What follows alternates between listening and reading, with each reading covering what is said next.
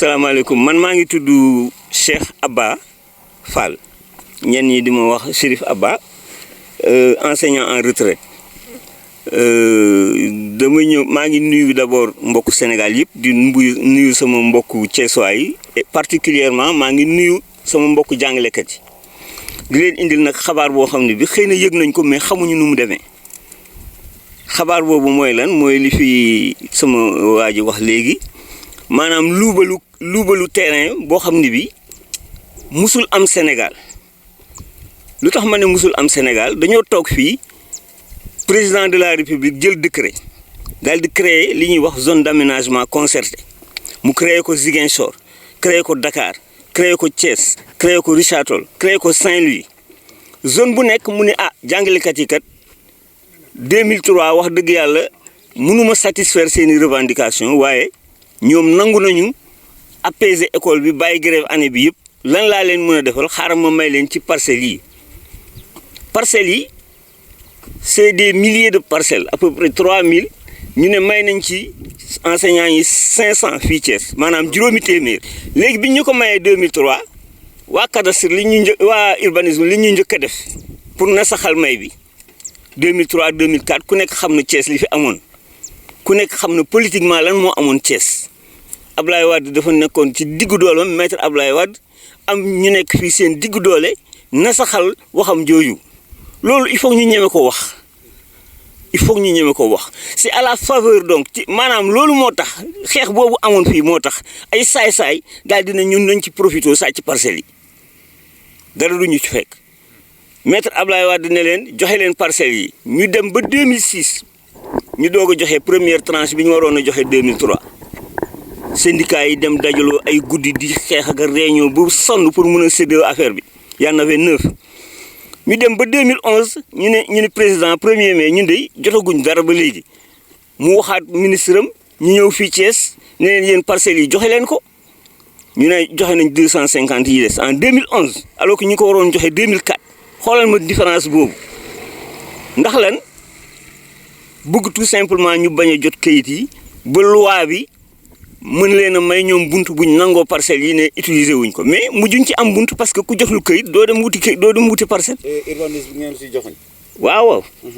léegi ñu dem ba 2012 président Abdoulaye Wade jóge fi excellence Macky Sall ñëw ñu dem fa intersyndical bi dem fa ne ko waa parcelles yi loo ci wax mu joxe ay instructions ministre Khoudia Mbaye kooku jox instruction directeur de l'urbanisme mu commencé di ñu signer ay attestation en bonne et due forme yu am cachet yi vraiment këyitu kër yëpp di am ñu ñëw fii Thiès ñu ne duñ ñu jox plan de masse extrait de plan de masse boo ko amul doo mun a am autorisation de construire doo mun a ñëw identifier ce terrain parce que il faut nga xam moo lay wax ce terrain mbedd bi moo jaar ci wetam kër gi la taxal pour nga mun a ñëw identifier ko ñu bañ boo ñëwee lu ñu lay wax man li ñu ma wax li ma gën a njëkk a yéem damaa ñëw foofu ñu ne ma seen kii yëguñ ko magum jëm kadas seen kii yëguñ ko loolu mooy lan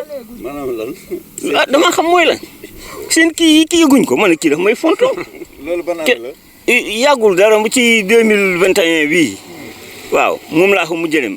bureau cadastre Aliou Diouf la tudd c'est lui en personne wala. non c'est pas lui en personne il y a un bureau où on délivre les certificats là où il y a 2 agents kenn ki mu ngi tiim machine bi di xool plan cadastral Thiès yëpp kenn ki mu ngi toog fële di yore ordinateur am di def ay kii mais bi mu ñëwee jël feuille bi avancé keneen moo jógee ci beneen bureau ñëw ne qu'est-ce qu'il y a ñu expliqué ko. mu xool sama kayit bi non intersyndical non yéen amu leen fi kii. amu leen fi terrain. waaw ma jël sama kayit dem li ma décidé woon nag mooy damay dem ci notaire damay dem ci kii kon huissier mu ñëw constater loolu mais jotuma koo def ba léegi waaw defe naa ni loolu action la bu ñu war a def ñun ñëpp. ànd ak huissier daal dañoo bëgg neewal doole ay enseignants yoo xam ne ñoom moom parcelles yi. waaw foofu laa jëm xam nga lu tax ñu gëm ko dañoo jël beneen plan. boo xam ne bi bokkul ak plan directeur bi def ko calqué ko ci parcelles yi nga xam ne ñun moom lañ moom changé wuñu numéro yi mais dañoo changé niche yi coloré yeneen yi en bleu dindi alors que ZAC boo dem Sénégal c'est en blanc et en rouge maanaam dañoo dem ba bëgg a transformer ZAC bi ba ñun ku fi ñëw sax di seet sa kër doo ko gis léegi am na benn coopérative d'habitat bu ñuy wax coopérative d'habitat des enseignants de Thiès boo xam ne bi ca njëlbeen nga existé wu leen ñun waa CEDES ñoo créé première coopérative d'habitat des enseignants en 2004 pour mun a jot suñu parcelles yi coopérative boobu amatul léegi c'est la coopérative des enseignants maanaam daf fi nekk war a góolu na en fait parcelles yi ñu jox enseignants yi li ma ci jaaxal nag mooy ñoom jaay nañu ay parcelles ay enseignants fii Thiès am na enseignants yoo xam ni parcelles yi ñu am fii coopérative boobu moo leen ko jaay te nee na musul jot parcelle u enseignants yi leen Ablaye Wade may mu ngi jaay ay parcelles feneen maanaam dafa lëkkaloo kadas ñuy def lu leen neex ci bopp enseignants yi. léegi lan mooy taxawaay bi sëñ bi Fall. taxawaay bi mooy premièrement comme li ñu commencé tey di dénoncer fu nekk preuve à l'appui que ñii li ñu def luubal la. ñii mooy ñan. ah buñ leen xamoon kay dama naan diw jox ma sama kër wala diw kaa ñu dem tribunal mu ngi jox ma sama kër. ngeen fekk ñu jot fi tabax ñoom lu leen wax dañu jënd wala ku leen jaay waxuñu leen. dañ ne dañoo jënd mais wax ju gàtt la wax ju amul benn leeral la. porté nañu plainte léegi commissariat moo war a ñëw ak li ay enquête am ci ñooñu. ñun novembre ba léegi plainte bi. plainte bi dañ ko njëkk a déposé octobre. 2020. waaw biñ ko déposé octobre ñu ñëw quelques jours après ñu ne ñu génnagul. devant le procureur de Thiès département Thiès. tribunal départemental bu Thiès. man mii maa demoon déposé ji ko sax maa ngi yore quitus yi ba léegi biñ ko njëkkee déposé biñ toogee ba mu am 21 jours dañ fa demaat di laajte parce que dañ fa demoon ñu ne ñu génnagul bureau procureur ñu demaat fa génnagul bureau procureur bañ fa delluwaatee secrétaire bi monsieur Kandji la tudd ne ma sëñ bi seen këyit yi de nekkatu fi ma ne ko nekkatu fi bureau boo xam ne bi c'est sécurisé dañ fiy denc ay documents de premier ordre pour les jugements et pour les tribunaux. après ngeen defar benn plainte. mu ne ma dem na de man kay dama ko laaj rek parce que xam naa ni loolu su ma fa toppoon sama bopp boo moytuwul dañ may menacer rek dugal ma ci biir ma ne ko léegi dama bëggoon xam lan la ñuy def mu ne ma da ngeen di bindaat beneen ma ñëw fa le 30 novembre déposé waat fa beneen donc octobre laa njëkk déposé le 12 après le 30 novembre ma ñëw déposé beneen bi. bi ma ko déposé plainte bi le 8 ñu woo ma jël lettre du procureur yóbbu ko ci commissariat bu Ngent pour ñoom ñu def enquête. 8 décembre. waaw 8 décembre lañ commencé enquête bi mais enquête bi dafa yéex parce que muy préfecture muy gouvernance muy cadastre muy urbanisme kiy def enquête bi bu fa demee c'est le même discours qu'on lui tient amu leen fi assiette.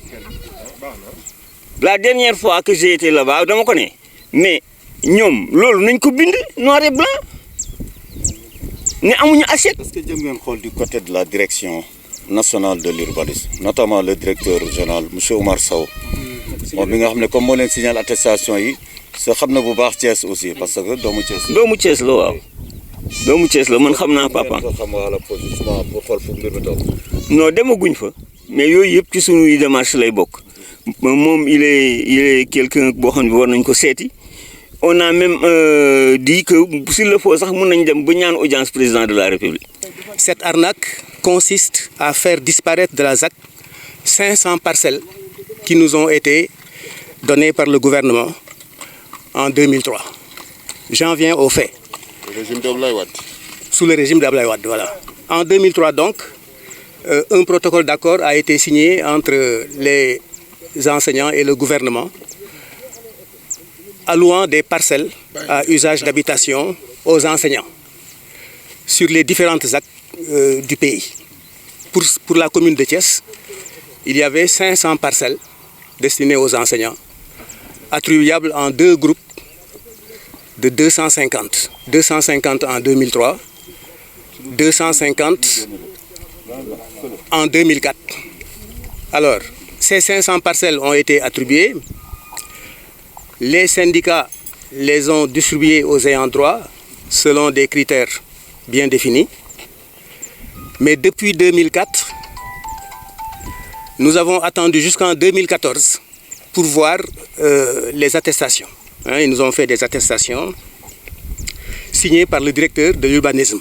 Quand nous avons eu ces attestations avec des numéros de parcelles, nous sommes allés au service compétent pour essayer de mettre en valeur nos parcelles. Mais notre surprise a été grande quand on nous a dit que sur la ZAC, vous n'avez pas d'assiette foncière. Qu'est-ce que ça veut dire? Le cadastre nous a dit que nous n'avons pas d'assiette foncière sur la ZAC et que donc ces parcelles que le gouvernement nous a données n'ont pas encore une assiette foncière qui nous permettrait d'entrer en leur possession. Bon, nous n'avons pas compris cela, nous avons cherché des explications. Nous nous sommes constitués donc en comité d'initiative pour récupérer ces parcelles-là. Il faut dire aussi que nous nous battons pour des collègues qui ont eu leur attestation, qui sont décédés aujourd'hui. Je pense à Boubacar Diédiou, je pense à Madame Aramfal, je pense à Danfakha, je pense à beaucoup d'autres qui avaient leurs parcelles. Leurs héritiers ont reçu ces attestations-là et ne peuvent pas disposer de ces parcelles. Donc nous nous battons pour tout cela. Nous avons porté plainte, le comité a porté plainte contre X. La plainte est en train de suivre son cours. Nous nous sommes même rendus sur le lieu, là où nous sommes. Vous voyez que les poches, les niches sont là. Certains ont vendu des parcelles. Comment ces parcelles ont-elles été vendues, Dieu seul le sait. Beaucoup d'entre nous ont trouvé que sur le site leur appartenant, quelqu'un a construit une maison, comme M. Silla par exemple. Il a la parcelle 232 et il a trouvé que quelqu'un a construit une maison. Et quand il lui a demandé, il lui a dit que lui aussi, il a des papiers justificatifs, sans lui montrer les papiers bien sûr.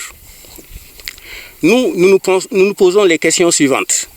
Pourquoi à Thiès, les enseignants n'arrivent-ils pas à entrer en possession de leurs parcelles alors que dans toutes les autres actes du pays, les enseignants ont reçu leurs parcelles et certains les ont même construites et habitées. Ensuite, pourquoi veut-on nous induire en erreur en essayant de nous faire croire que le site initial a été délocalisé alors qu'il n'y a aucun papier justificatif le montrant?